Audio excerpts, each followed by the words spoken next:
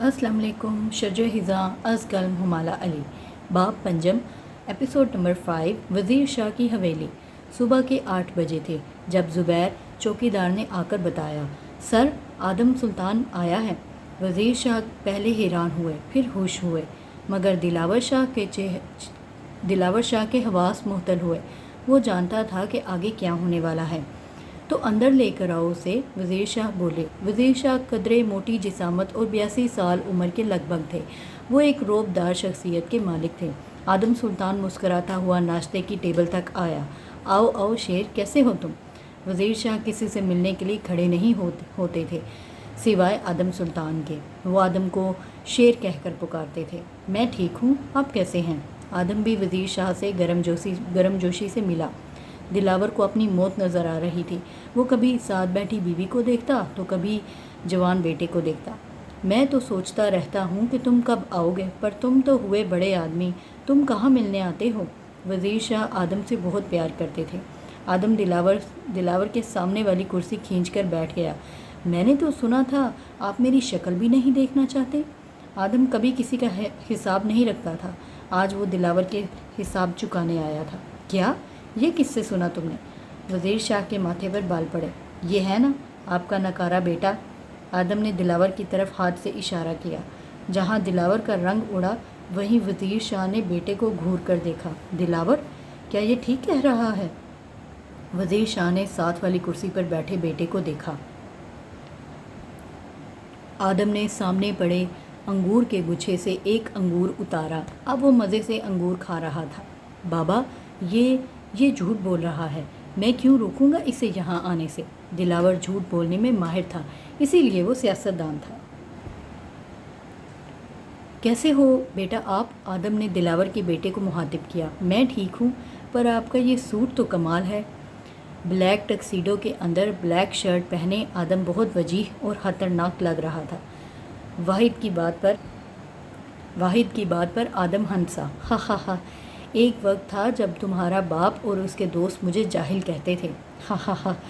आदम की ये हंसी वज़ीर शाह को फ़िक्र में डाल रही थी। आदम, क्या कोई बात हुई है? वज़ीर शाह ने आदम को मुखातिब किया। जी, बात ना होती तो मैं यहाँ आता भी ना। वैसे भी आपका एहतराम अपनी जगह, मगर मेरी भी इज़्ज़त है। मैं भी कोई गिरा पड़ा तो हूँ नहीं। एक लम्हा लगा था आदम का लहजा दरश्त होने में। नौरीन, तुम अंदर जाओ, दिलावर ने बीवी से कहा। हाँ हाँ, भेज दो अंदर। तुम्हारी इज्जत जो ठहरी, मेरी दफ़ा तो ये ख्याल नहीं आया तुम्हें। आदम सुल्तान दिलावर पर तंज के तीर बरसा रहा था। नौरीन बेगम वहीं बैठी रहीं। आदम, क्या हुआ है? क्या दिलावर ने कुछ किया है? वज़ीर शाह ने साफ साफ बात की। मेरी इज्जत पर निगाह टिकाए बैठा है आपका बेटा। आदम ने सारे हिसाब आज ही चुकाने थे। क्या? मुझे कुछ समझ नहीं आया, ज़रा खुलकर बात करो। वज़ीर शाह हैरान हुए। नौरीन बेगम बड़ी दिलचस्पी से बात सुन रही थी। आपका बेटा ये जानने के बावजूद कि उस लड़की को मैं पसंद करता हूँ, उसके पीछे अपनी गाड़ियाँ लेकर जाता है। आदम सच कह रहा था। दिलावर हादिया की यूनिवर्सिटी से घर तक उसका पीछा करता था। दिलावर, ये क्या कह रहा है? नौरीन बेगम ने शोहर को देखा। दिलावर के पास कोई जवाब नहीं था। दिलावर, कुछ पूछ रही है नौरीन तुमसे, बोलो। वज़ीर शाह घुर्राए। मैं तो बस वैसे ही। दिलावर ने इतना ही कहा था कि आदम ने कोट की जेब से पिस्टल निकाला, ब्लैक पिस्टल। दिलावर पर तान दिया। आदम रुको, मुझे बात करने दो। वज़ीर शाह ने हाथ से इशारा किया। बात मैं करने आया हूँ और मैं ही करूँगा। पिस्टल का ट्रिगर दबाया। दिलावर का बुरा वक्त शुरू हो चुका था। अच्छा, हम बैठकर बात करते हैं। अंदर रखो इसे। वज़ीर शाह की बात आदम नहीं टालता था। आदम ने गहरा सांस लिया और पिस्टल दिलावर से हटाकर अपनी कनपट्टी पर रखा। वज़ीर शाह का दिल मुंह को आ चुका था। आदम, क्या बचपना है, छोड़ो इसे। वज़ीर शाह चीखे। नहीं, आप मेरी बात सुनो। आदम ने अपनी कनपट्टी पर पिस्टल तान रखा था। वज़ीर शाह समेत दिलावर का सांस भी सूख गया था। अच्छा, मेरे बेटे हो तुम, बोलो, जो कहोगे वही होगा। वज़ीर शाह ने आगे बढ़कर आदम के हाथ से पिस्टल लिया। वाहिद, पानी दो इसे। वज़ीर शाह ने पोते से कहा। आदम ने वाहिद के हाथ से पानी का गिलास लिया और थोड़ा सा पानी पिया। شاہ صاحب میں آپ کی بڑی عزت کرتا ہوں، مگر وہ لڑکی اس کا کوئی قصور نہیں، یہ اس کا پیچھا کرتا ہے۔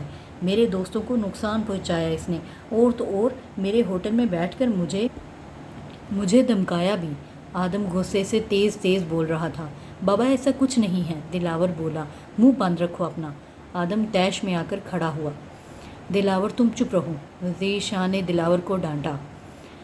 اس سے کہہ دیں میرے جس بندے کا اس نے تبادلہ کروایا ہے اس کو واپس لائے، اور اس لڑکی کے پیچھے اگر اب یہ گیا تو اس کی لاش بھی نہیں ملے گی۔ آدم اپنی ہی سنائے جا رہا تھا۔ جیسا تم نے کہہ دیا ویسا ہی ہوگا، اور بتاؤ۔ وزیر شاہ اب آدم کو اپنے ساتھ والی کرسی پر بٹھا کر اس کی بات سن رہے تھے۔ شاہ صاحب آپ تو جانتے ہیں میرا کوئی بہت بڑا خاندان تو ہے نہیں، اور وہ لڑکی اسے کچھ بھی ہوا تو میں مر جاؤں گا، مگر اسے مار کر ہی مروں گا۔ وزیر شاہ جانتے تھے آدم دھمکیاں نہیں دیتا۔ اسے تو میں ٹھیک کر لوں گا، تم فکر مت کرو۔ وزیر شاہ نے اپنے بیٹے پر ایک غسیلی نگاہ ڈالی۔ ایک آخری بات آپ کو بتانی تھی، آدم نے آہستہ سے وزیر شاہ سے کہا، اور کوٹ سے ایک کاغذ کا ٹکڑا نکال کر وزیر شاہ کو تھما دیا۔ اس کاغذ پر ایک نمبر لکھا تھا۔ وزیر شاہ کے چہرے پر ایک رنگ آ رہا تھا اور ایک جا رہا تھا۔ یہ تمہیں کیسے پتا؟ وزیر شاہ نے پوچھا۔ ایسا بہت کچھ ہے میرے پاس، بس کوشش کریں کہ مجھے اس حد تک نہ جانا پڑے، آدم نے آہستہ سے کہا، پھر اپنا پسٹل اٹھایا اور کوٹ اتار کر واحد کے سامنے رکھا۔ یہ میری طرف سے ہے، تمہارے لیے۔ واحد وہ ٹکسیڈو پا کر خوش ہوا تھا۔ آدم جا چکا تھا اور وزیر شاہ اس کاغذ پر لکھے نمبر کو دیکھتے رہے۔ بابا کیا ہے اس کاغذ پہ؟ دلاور نے پوچھا۔ یہ سب تمہاری وجہ سے ہوا ہے، وزیر شاہ غصے سے بیٹے پر چیخے۔ بابا میں نے کچھ نہیں کیا۔ دلاور اور اس کے نہ ختم ہونے والے جھوٹ۔ تم جاننا چاہتے ہو آدم سلطان کیا ہے؟ وزیر شاہ نے کہا۔ زبیر، زبیر! وزیر شاہ نے چوکیدار کو آواز دی۔ جی مالک، زبیر آیا۔ کیا تم نے آدم کی اندر آنے سے پہلے تلاشی لی تھی؟ وزیر شاہ نے پوچھا۔ جی مالک، لی تھی تلاشی۔ زبیر کی بات پر سب چونکے۔ تلاشی کتنی بار لی؟ مالک 4 بار، جیسے ہر کسی سے لی جاتی ہے ویسے ہی۔ دیکھا دلاور، وزیر شاہ کے گھر میں جہاں 4 بار تلاشی لینے کے بعد کسی کو اندر آنے دیا جاتا ہے، وہاں تلاشی لینے اور اسلحہ نہ نکلنے کے باوجود وہ آج میرے سامنے پسٹل لے کر کھڑا تھا۔ یہ ہے آدم سلطان۔ نورین بیگم کے چہرے پر طنزیہ مسکراہٹ تھی۔ بابا جان برا مت منائیے گا، مگر وہ ٹھیک ہی کہہ کر گیا ہے، آپ کا ناکارہ بیٹا۔ دلاور شاہ کی بیوی اس پر لعنت بھیج کر اپنے کمرے کی طرف بڑھ گئی۔ وزیر شاہ نے گہرا سانس لیا۔ کیا موت پڑی تھی تمہیں جو تم نے یہ سب کیا؟ وزیر شاہ نے بیٹے سے پوچھا۔ وہ ہمیشہ آپ کو مجھ سے عزیز کیوں رہا ہے وہ ہمیشہ آپ کو مجھ سے عزیز کیوں رہا ہے بابا؟ دلاور شاہ کی جلن وزیر شاہ محسوس کر چکے تھے۔ تم بھول رہے ہو دلاور، اس کا ہم پر احسان ہے، اور اس احسان کا بدلہ میں آج تک نہیں چکا سکا۔ اور ہاں، مجھے وہ عزیز ہے کیونکہ وہ دماغ استعمال کرتا ہے، اس کے پاس ہمت ہے، وہ محبت کرنے کی قابلیت رکھتا ہے، اور ایسا مرد کسی بھی مرد کو اچھا ہی لگے گا۔ وزیر شاہ نے بیٹے کو سمجھایا۔ اچھا تو اس کاغذ پر کیا لکھا ہے؟ دلاور نے پوچھا۔ میرے تمام لندن والے بینک اکاؤنٹس کے پن کوڈ۔ دلاور کو اب اصل میں ڈر لگا تھا آدم سے۔ یہ اسے کیسے پتا؟ یہ تو آپ کے علاوہ کسی کو نہیں پتا۔ دلاور کا بے وقوفانہ سوال۔ تم یہ سوچو اگر اسے یہاں ہمارے گھر میں گولی لگ جاتی تو کیا ہوتا؟ میری سیاسی پارٹی ٹوٹ جاتی، اس کے چاہنے والے لوگ میرا منہ کالا کرتے، تمہارے خلاف ثبوتوں سے، جو بدنامی ہوتی وہ الگ۔ وزیر شاہ ہر نقطہ دیکھ کر بات کر رہے تھے۔ پرسوں تو بالکل ٹھیک تھا، میرے سے سلام بھی لیا اس نے۔ دلاور کو وشما کی شادی پر آدم کا اچھا سلوک یاد آیا تھا۔ تمہیں اس نے پرسوں اپنی بہن کی شادی پر کیوں بلایا جانتے ہو؟ وزیر شاہ نے کچھ سوچتے ہوئے پوچھا، مگر دلاور نے نفی میں سر ہلایا۔ وہ تمہیں اپنا پیسہ دکھانا چاہتا تھا، اور اس شادی میں کون سا بندہ آیا تھا جہاں سے تم آدم کی طاقت کا اندازہ لگاؤ۔ وہ چاہے تو ہماری پارٹی توڑ کر رکھتے، کیونکہ ہماری پارٹی کے لوگوں کا پسندیدہ بزنس مین آدم سلطان ہے۔ وزیر شاہ نے اپنے ناکارہ بیٹے کو حقیقت سے آشنا کیا۔ تو اب کیا وہ آپ کے پیسے بینک سے نکال لے گا؟ نہیں، وہ تمہاری طرح گھٹیا نہیں ہے، وہ لوگوں کے حق پر نظریں نہیں رکھتا۔ وزیر شاہ نے گہرا سانس لیا۔ وزیر شاہ اپنے اسٹڈی روم میں بیٹھے تھے جب ان کو آدم کا بچپن یاد آ رہا تھا۔ آدم ایک چائے کے ڈھابے پر بیرا گیری کا کام کرتا تھا۔ اسے ڈھابے پر کام کرتا دیکھ ایک دن وزیر شاہ کے ذاتی گارڈ نے اسے وزیر شاہ کے گھر کام کرنے کی پیشکش کی۔ اس طرح آدم نے چائے کے کھوکھے سے وزیر شاہ کے گھر کا رخ کیا۔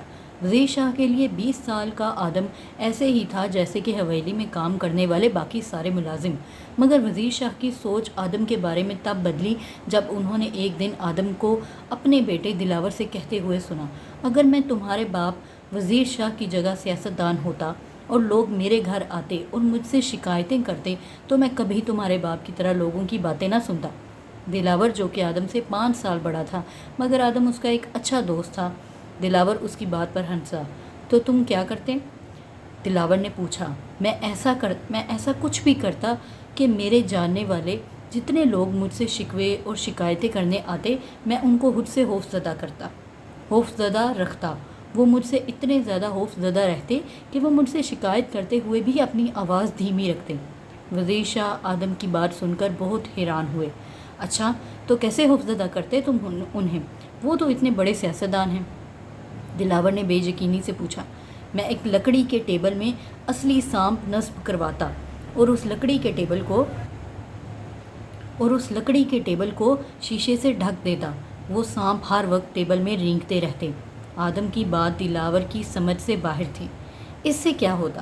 وہ لوگ اس طرح میری طاقت دیکھ لیتے، میں اپنے ٹیبل میں اصلی سانپ رکھتا ہوں، پھر بھی میں ڈرتا نہیں، تو لوگ مجھے کیا ہاک ڈرائیں گے؟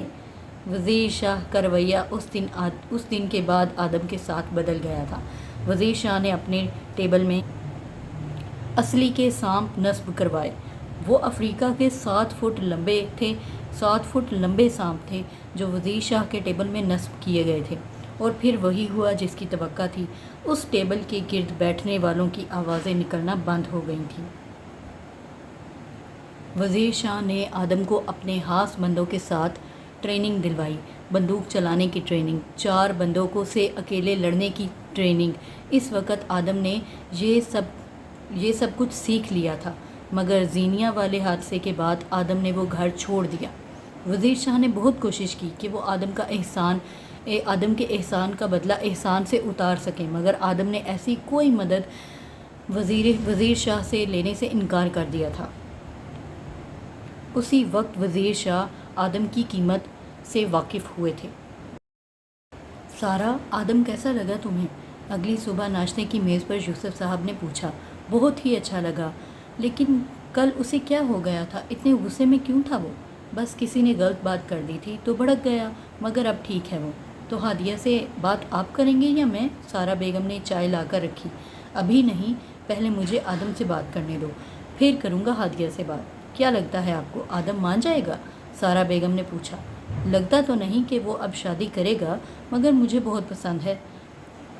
ایک بار بات کرنے میں کیا حرج ہے؟ یوسف صاحب نے کہا۔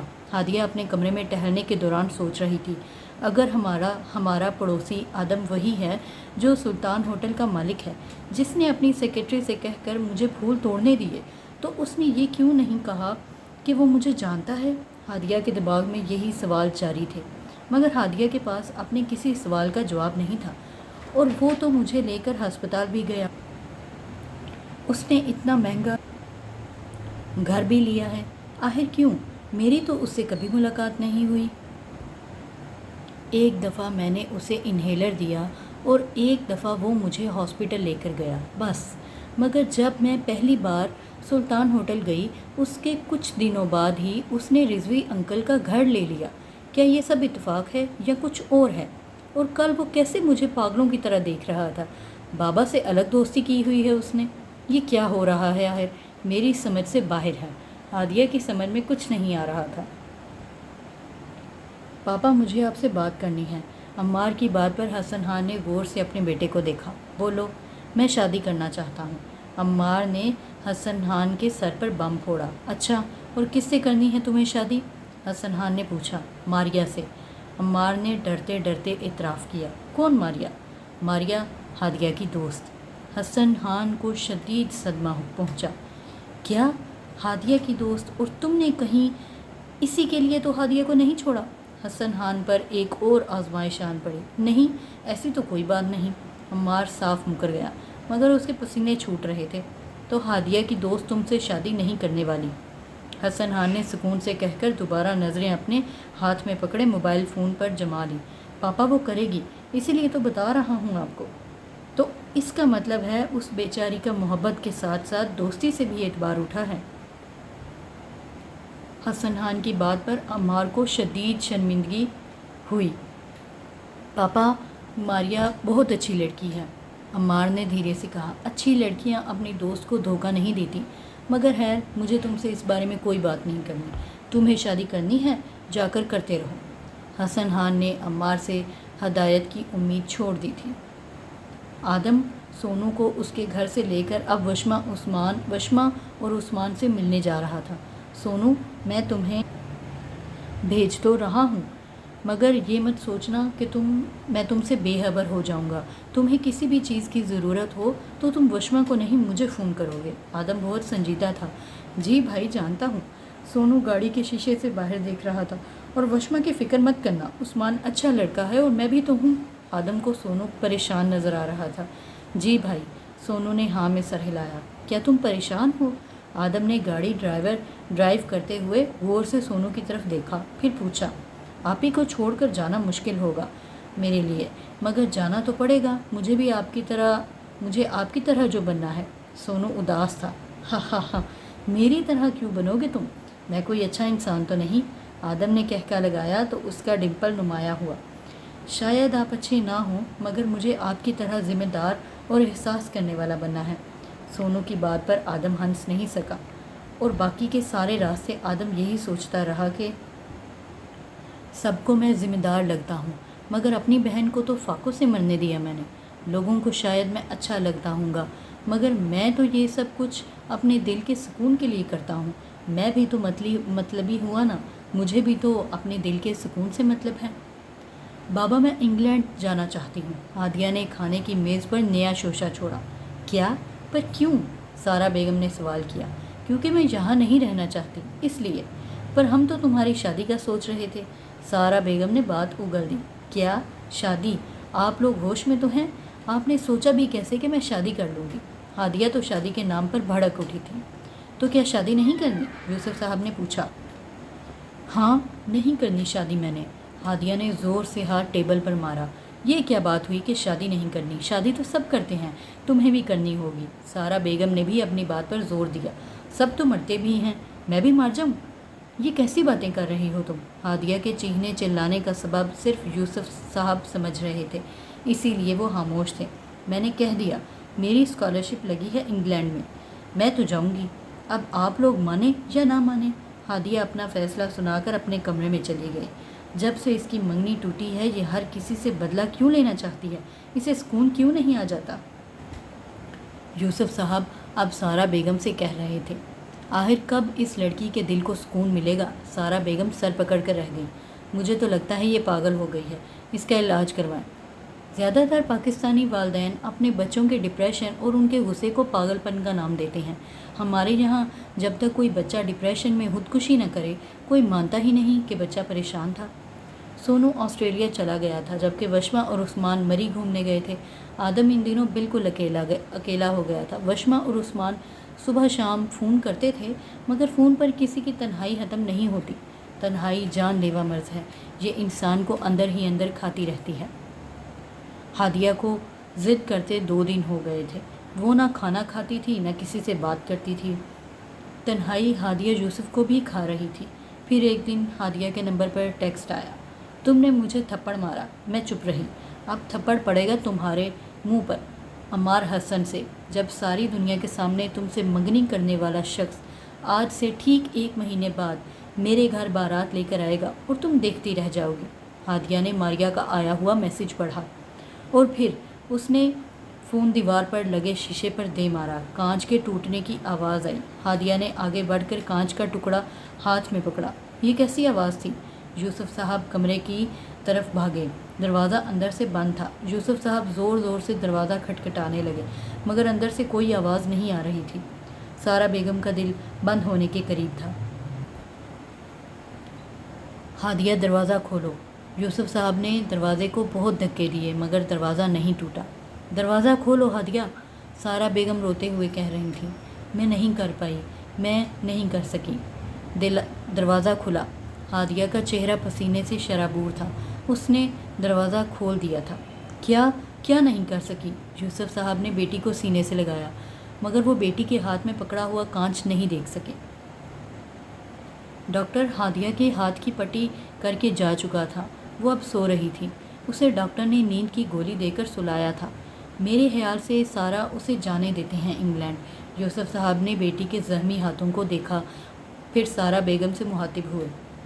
مگر انگلینڈ میں وہ اکیلے کیسے رہے گی؟ سارہ بیگم کی ممتا کو سکون نہیں آ رہا تھا۔ میرے دوست ہیں وہاں، ان کی فیملی بھی ہے، میں ان سے بات کرتا ہوں، یوسف صاحب نے کچھ سوچتے ہوئے کہا۔ اور اس کی شادی، تم اس کی حالت دیکھو، کیا یہ شادی کرنے کی حالت میں ہے سارہ؟ ٹھیک ہے، چلی جائے۔ سارہ بیگم نے دل پر پتھر رکھا۔ ہادیہ کو ہوش آیا۔ وہ کمبل اوڑھے ہوئے، بال بکھر کر ماتھے پر آئے تھے۔ بابا، عمار ماریا سے شادی کرنے آ رہا ہے، ہادیہ نے ہچکیوں کے درمیان بتایا۔ کیا؟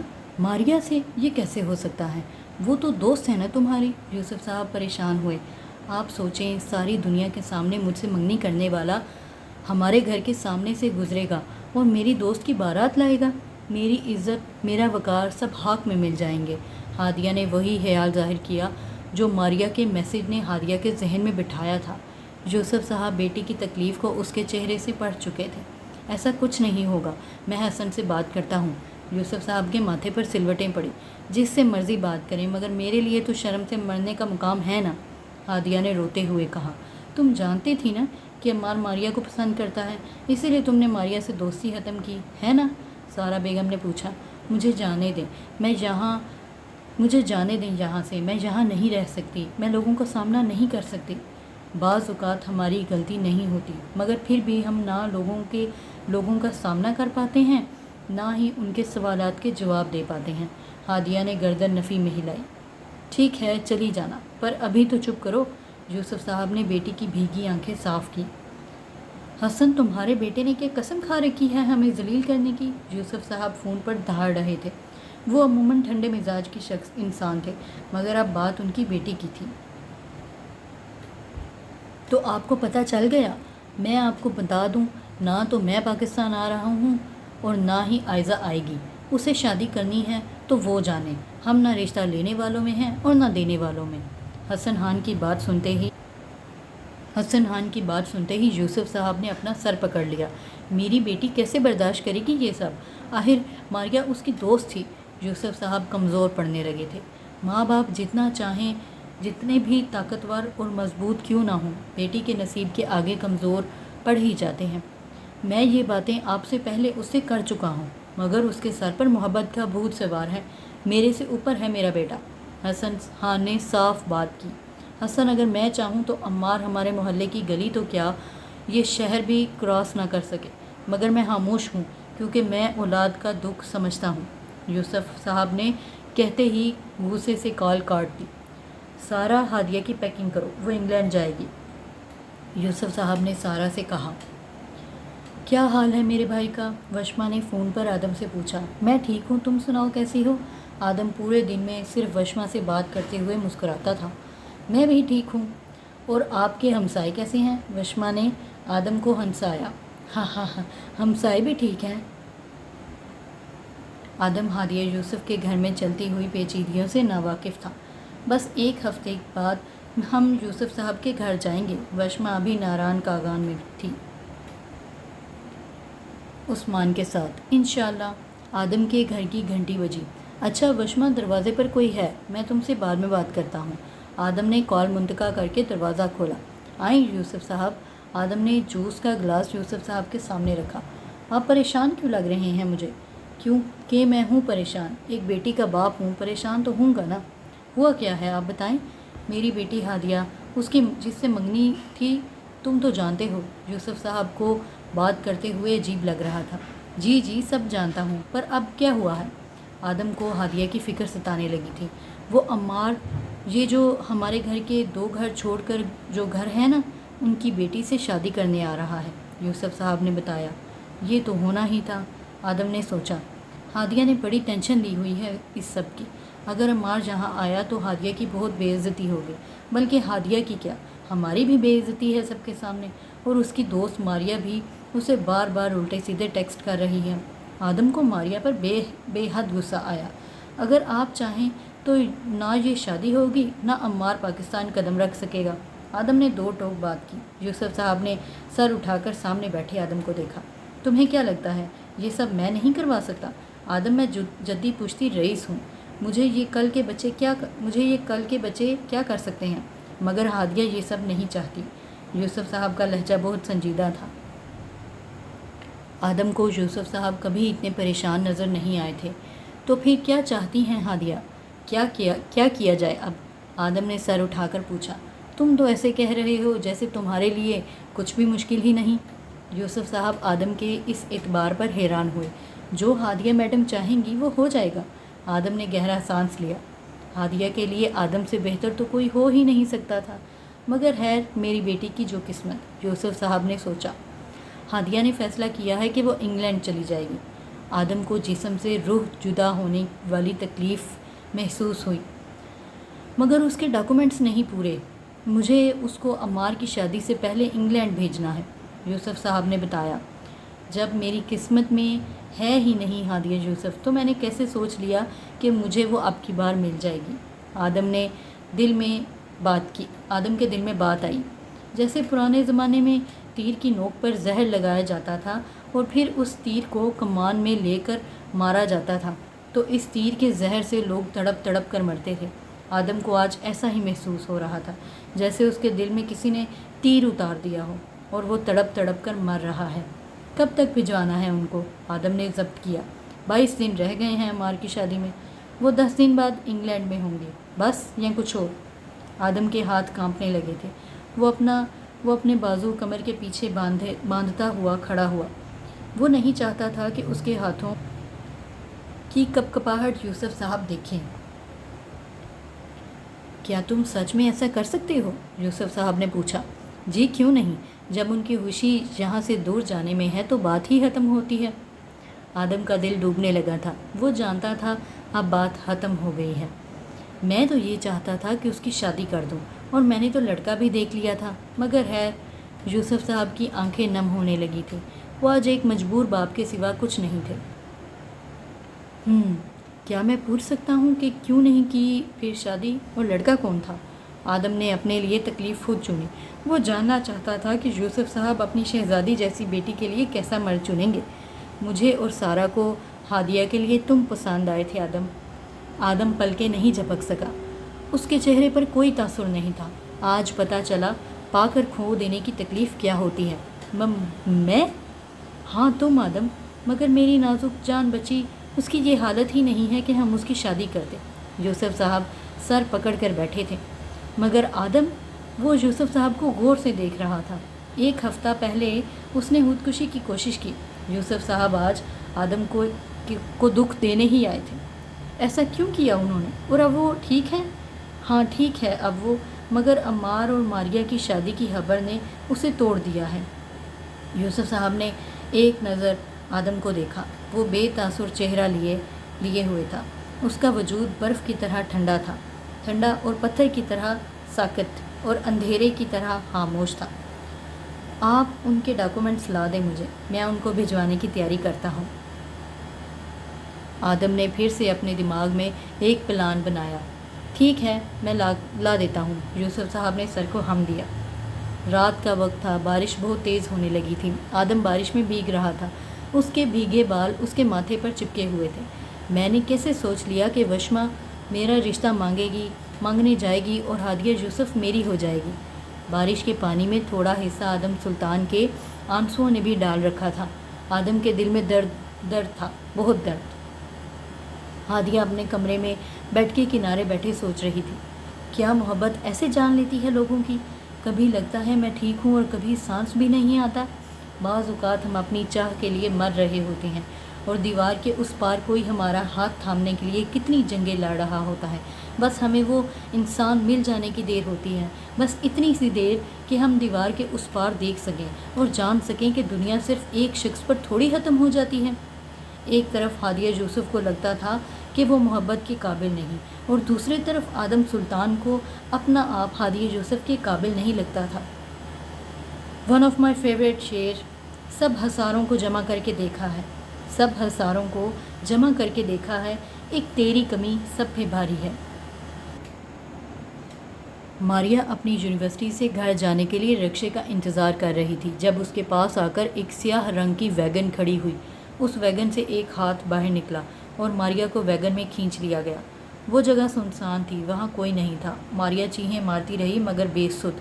مد مقابل کی پکڑ اتنی سخت تھی کہ ماریا کا ہاتھ ٹوٹ تو سکتا تھا مگر چھوٹ نہیں سکتا تھا۔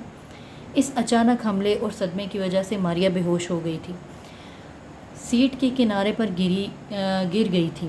ڈرائیور سیٹ پر بیٹھے ڈرائیور کی نیت خراب ہونے لگی تھی۔ اس نے پیچھے مڑ کر بے ہوش خوبصورت کم عمر لڑکی کو دیکھا۔ اپنی نظروں کو قابو میں رکھو اس سے پہلے کہ میرے ہاتھ بے قابو ہو جائیں، پیسنجر سیٹ پر بیٹھے ہوئے آدم سلطان نے کہا۔ کھا جانے والی نظروں سے ڈرائیور کو دیکھا۔ ہادیہ، تم نے اپنی تیاری مکمل کر لی؟ یوسف صاحب نے ہادیہ سے پوچھا، جو مسلسل چھت پر لگے پنکھے کو گھور رہی تھی۔ بابا، زندگی اتنی مشکل کیوں ہوتی ہے؟ ہادیہ کے سوال پر یوسف صاحب اپنی بیٹی کو دیکھ کر رہ گئے۔ زندگی مشکل ہی ہوتی ہے بیٹے۔ یوسف صاحب نے بیٹی کے سر پر ہاتھ پھیرا۔ یہ ہم سے سب کچھ چھین لیتی ہے بابا، عزت، وقار، بھروسہ، سب کچھ چھین لیتی ہے۔ ہادیہ نے باپ کی طرف دیکھتے ہوئے سوچا، اگر تم چاہو تو تمہارا یہ سب کچھ تمہیں واپس مل سکتا ہے، ابھی بھی۔ یوسف صاحب مسکرائے۔ کیسے؟ ہادیہ نے دلچسپی سے پوچھا۔ کوئی ہے جو تمہیں چاہتا ہے، شادی کرنا چاہتا ہے تم سے؟ یوسف صاحب کے کہنے کی دیر تھی۔ بابا، مجھے اب ایسی کوئی خواہش نہیں، میں بس پڑھنا چاہتی ہوں تاکہ خود کو مصروف رکھ سکوں۔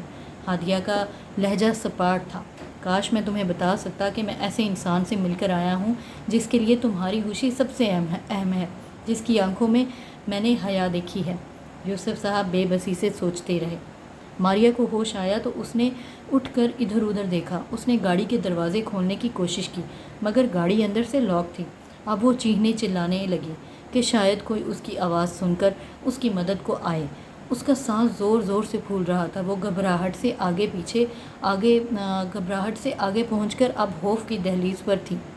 اپنی بکواس بند کرو، چیخیں مارنے سے کچھ نہیں ہوگا، یہاں تمہاری آواز سننے والا کوئی نہیں۔ اگلی سیٹ پر بیٹھا آدم سلطان بول رہا تھا۔ ماریا کو سانپ سونگھ گیا تھا۔ کون ہو تم اور مجھے کیوں کڈنیپ کیا ہے؟ کڈنیپ کرنے کا پلان تم بناتی ہو، میں نے تو بس عمل کیا ہے۔ اس بار آدم سلطان نے مڑ کر پیچھے دیکھا۔ ماریا کو یاد نہیں آ رہا تھا کہ اس نے اس شخص کو کہاں دیکھا ہے۔ میں چاہتا تو تمہارا ریپ کروا کر تمہیں بتاتا کہ تکلیف ہوتی کیا ہے، مگر مجھے تمہارے باپ کی عزت کا خیال آ گیا، پر ضروری نہیں کہ مجھے یہ خیال ہر بار آئے۔ آدم سلطان کا چہرہ غصے سے لال تھا۔ ماریا کو یاد آیا کہ یہ ان کے گھر کے ساتھ والے گھر میں رہنے والا شخص ہے۔ وہ رونے لگی تھی۔ تم شادی کرو چاہے نہ کرو، مگر تمہاری بارات لے کر اگر عمار حسن اس گلی سے گزرا تو تم دونوں کی قبریں پاکستان میں ہی بنیں گی، اور اگر ایسا نہ بھی ہوا تو بھی عمار حسن کبھی اس لڑکی کو اپنی بیوی تسلیم نہیں کرے گا جو کڈنیپ ہوئی ہو۔ تم چاہتے کیا ہو؟ ماریا نے ہوش سنبھالتے ہوئے پوچھا۔ میں اپنی بات بار بار نہیں دہراؤں گا، اس لیے دھیان سے سننا۔ آدم نے انگلی سے تنبیہ کی۔